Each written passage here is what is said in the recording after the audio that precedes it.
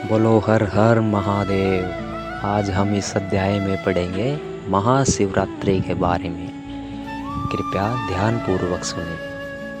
जय श्री राम। इससे पहले आप हमारे चैनल को सब्सक्राइब, लाइक और बेल आइकन प्रेस करके हमारा हौसला बढ़ाएं। चलिए चलते हैं। महाशिवरात्रि भारतीयों का एक प्रमुख त्यौहार है। यह भगवान शिव का प्रमुख पर्व है। माघ फाल्गुन कृष्ण पक्ष चतुर्थी को महाशिवरात्रि पर्व मनाया जाता है। माना जाता है कि सृष्टि का आरंभ इसी दिन से हुआ था।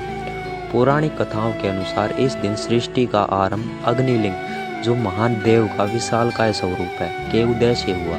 इसी दिन भगवान शिव का विवाह देवी पार्वती के साथ हुआ था। महाशिवरात्रि के दिन भगवान शिव व पत्नी पार्वती की पूजा होती है। यह पूजा व्रत रखने के दौरान की जाती है। साल में होने वाली 12 शिवरात्रियों में से महाशिवरात्रि को सबसे महत्वपूर्ण माना जाता है। भारत सहित पूरी दुनिया में महाशिवरात्रि का पावन बहुत ही धूमधाम से मनाया जाता है।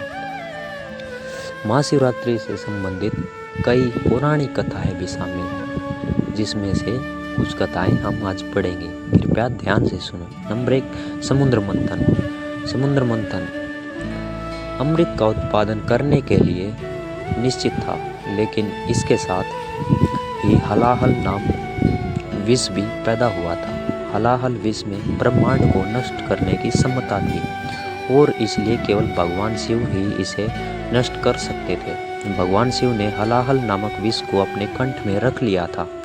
जहर इतना शक्तिशाली था कि भगवान शिव अत्यधिक पीड़ा से दुखी हुए और उनका गला नीला हो गया था।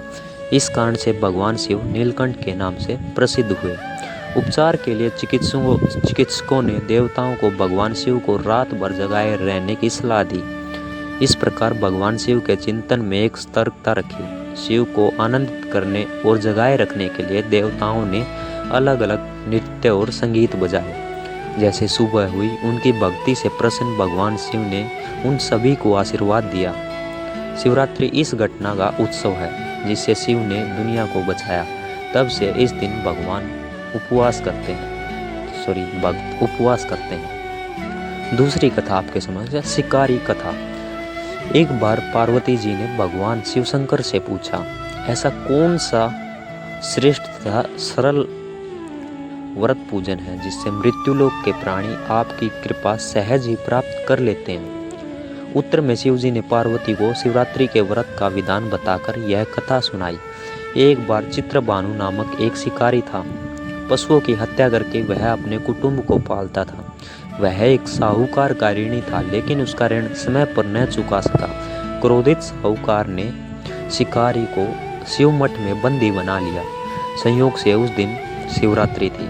शिकारी ध्यानमग्न होकर शिव संबंधी धार्मिक बातें सुनता रहा। चतुर्दशी को उसने शिवरात्रि व्रत की कथा भी सुनी।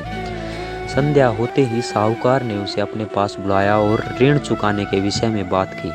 शिकारी अगले दिन सारा ऋण लौटा देने का वचन देकर बंधन से छूट गया।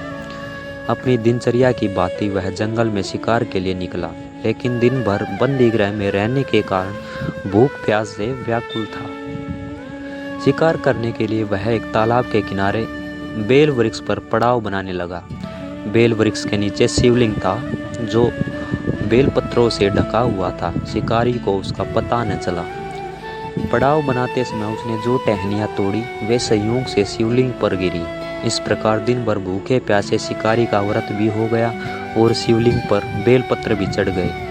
एक पहर रात्रि बीत जाने पर एक गर्भिणी मृगी तालाब पर पानी पीने पहुंची। शिकारी ने धनुष पर तीर चढ़ाकर जो ही प्रत्यंचा चढ़ाई, मृगी बोली, मैं गर्भिणी हूँ, शीघ्र ही प्रसव करूंगी। तुम एक साथ 2 जीवों की हत्या करोगे, जो ठीक नहीं है। मैं बच्चों को जन्म देकर शीघ्र ही तुम्हारे समक्ष प्रस्तुत हो जाऊंगी, तब मार लेना। शिकारी ने प्रत्यंचा ढीली कर दी और मृगी जंगल झाड़ियों में लुप्त हो गई। कुछ देर बाद एक और मृगी उधर से निकली। शिकारी की प्रसन्नता का ठिकाना न रहा। समीप आने पर उसने धनुष पर बाण चढ़ाया। तब उसे देख मृगी ने विनम्रतापूर्वक निवेदन किया, हे पारधी, मैं थोड़ी देर पहले ऋतु से निवृत्त हुई हूँ। कामातुर विरहिणी हूँ, अपने प्रिय की खोज में भटक रही हूँ। मैं अपने पति से मिलकर शीघ्र ही तुम्हारे पास आ जाऊंगी। शिकारी ने उसे भी जाने दिया। 2 बार शिकार को खोकर उसका माथा ठनका। वह चिंता में पड़ गया। रात्रि का आखिरी पहर बीत रहा था। तब एक अन्य मृगी अपने बच्चों के साथ उधर से निकली। शिकारी के लिए यह स्वर्णिम अवसर था। उसने धनुष पर तीर चढ़ाने में देर न लगाई। वह तीर छोड़ने ही वाला था कि मृगी बोली, हे पार्थी, मैं इन बच्चों को इनके पिता के हवाले करके लौट आऊंगी। इस समय मुझे शिकारी हंसा और बोला, सामने आए शिकार को छोड़ दूं, मैं ऐसा मूर्ख नहीं। इससे पहले मैं 2 बार अपना शिकार खो चुका हूँ। मेरे बच्चे भूख प्यास से तड़प रहे होंगे। उत्तर में मृगी ने कहा, जैसे तुम अपने बच्चों की ममता सता रही है, ठीक वैसे ही मुझे भी। इसलिए सिर्फ बच्चों के नाम पर मैं थोड़ी देर के लिए जीवन दान मांग रही हूँ। हे पारदी, मेरा विश्वास कर, मैं इन्हें इनके पिता के पास छोड़कर तुम्हारे पास लौट आऊंगी। मृगी का दीन स्वर सुनकर शिकारी को उस पर दया आ गई। उसने उस मृगी को भी जाने दिया। शिकार के अभाव में बेल वृक्ष पर बैठकर शिकारी बेलपत्र तोड़ कर नीचे फेंकता जा रहा था। पौ कटने को हुई तो एक हष्ट-पुष्ट मृग उसी रास्ते पर आया। शिकारी ने सोच लिया कि इसका शिकार वह अवश्य करेगा।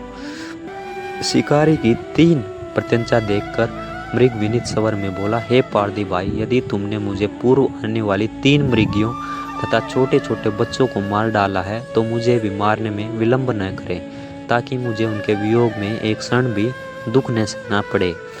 मैं उन मृगियों का पति हूँ। यदि तुमने उन्हें जीवन दान दिया है तो मुझे भी कुछ क्षण का जीवन दान देने की कृपा करो। मुझे उनसे मिलकर तुम्हारे समक्ष उपस्थित हो जाऊंगा।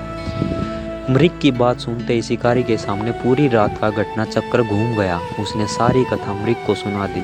तब मृग ने कहा, मेरी 3 पत्नियां जिस प्रकार प्रतिज्ञाबद्ध होकर गई हैं, मेरी मृत्यु से अपने धर्म का पालन नहीं कर पाएंगी।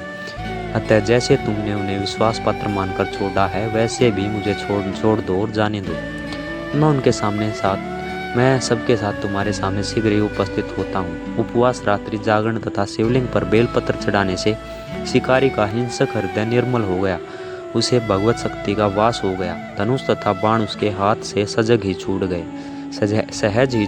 भगवान शिव की अनुकंपा से उसका हिंसक हृदय कारुणिक भाव से भर गया। वह अपने अतीत के कर्मों को याद करके पश्चाताप की ज्वाला में जलने लगा।